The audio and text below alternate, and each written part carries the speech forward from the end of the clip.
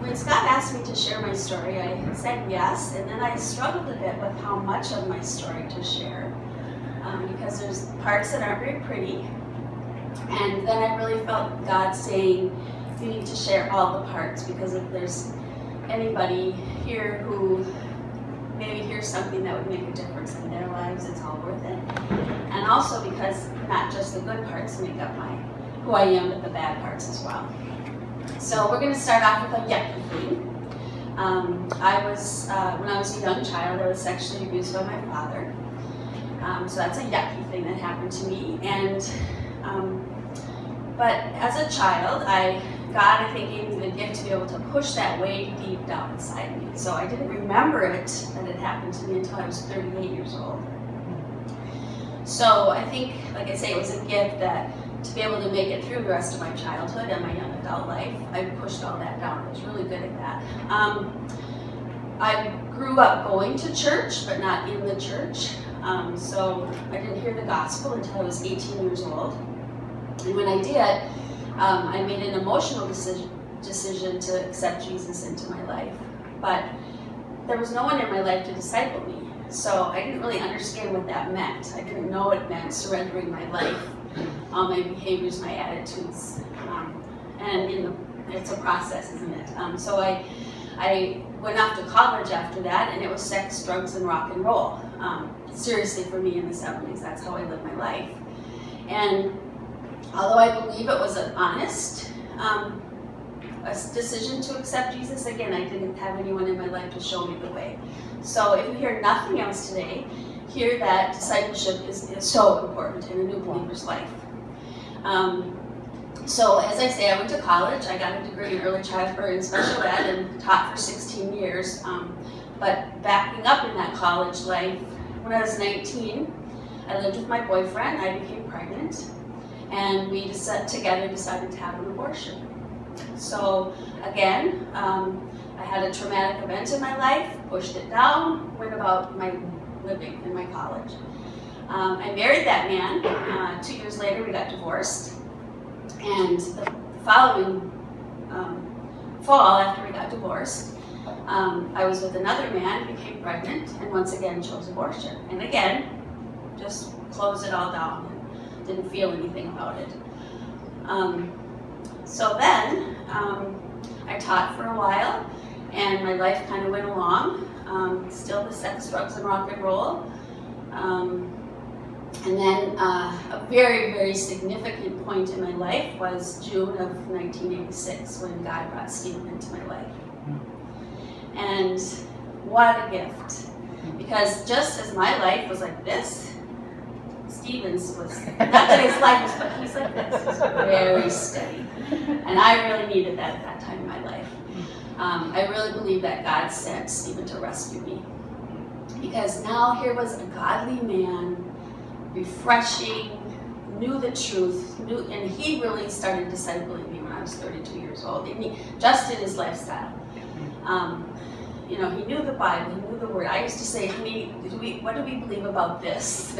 Because he knew, he had grown up in the church and he was active in young life and working with people. And so he knew just how to live his life, and I just so admired that. And so I really made a dramatic transformation, I think, at that point in my life. And it just had a whole lot to do with Stephen. And so we got married 2 months later after we met. And because he was 33, I think it was, and I was 32. And so we knew, it was just God, this is it. God knew that we needed to be together, and so we were together. So I need to back up. When I was 24, I had, just after my second abortion, I had a test called a colonoscopy in which my colon was punctured. So I was very, very sick and had emergency surgery, which left me infertile. But I didn't know that until Stephen and I tried to have a family a couple years after we were married. And I found out that I was infertile. So I automatically, all those feelings from the abortion came up, and I thought, okay, God's punishing me because he gave me 2 chances to give life. And I destroyed those 2 chances. So of course he's punishing me. And of course that's wrong theology, but for me at the time I was like, I deserve this. So a good part to that part of the story is that about a year and a half later, we were able to adopt 2 infants from Paraguay.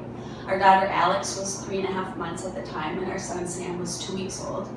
So we went down there and spent a couple weeks and brought these wonderful babies home.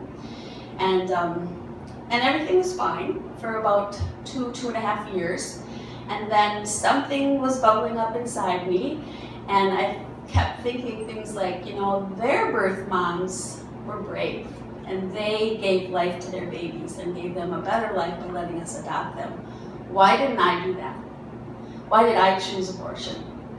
So in a way, if this makes any sense at all, I kind of started to resent my own little babies because they had life and my 2 aborted children didn't. So lots of crazy feelings came up, and I thought, if I'm going to be any kind of a good mother to Sam and Alex, I need to get some help.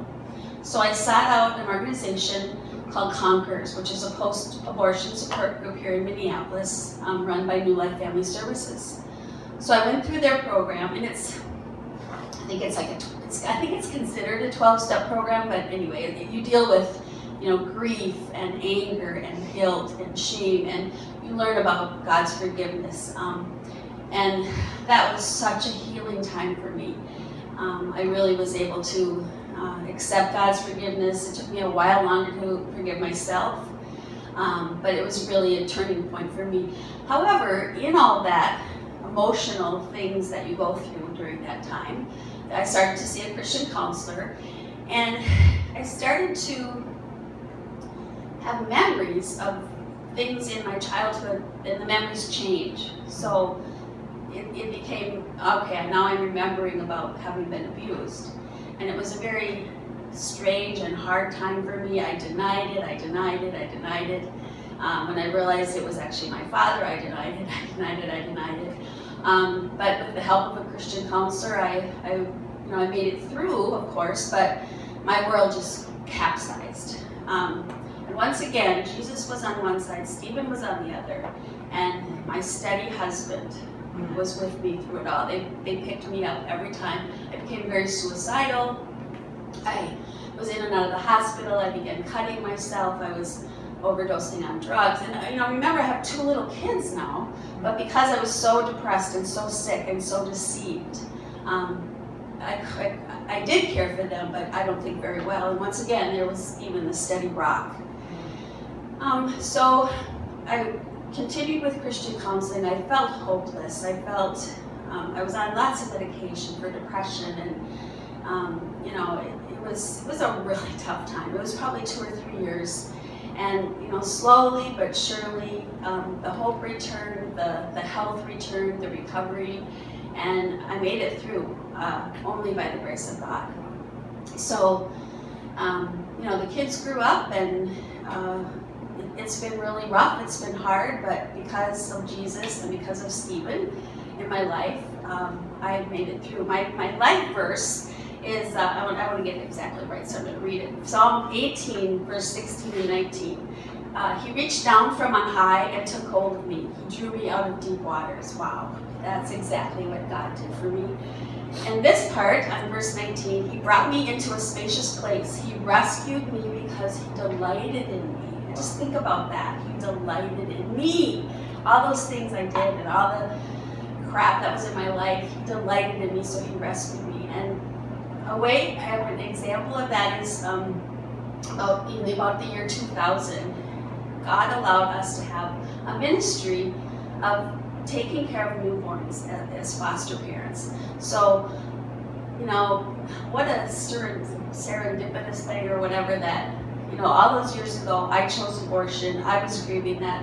It all involved babies, and here I had the opportunity and privilege to care for babies in my home and love on them. And that was just such a gift. So to me, he showed me that he delighted in me by allowing me to have that ministry. Our kids are grown, we're retired. My husband still continues to be the rock for me. It's okay, and God is good. And if I could use one word to describe my relationship with God now, and 61, is peace. He's given me such a peace in my life. So it's possible. And I just continue to grow and love him. Thank you.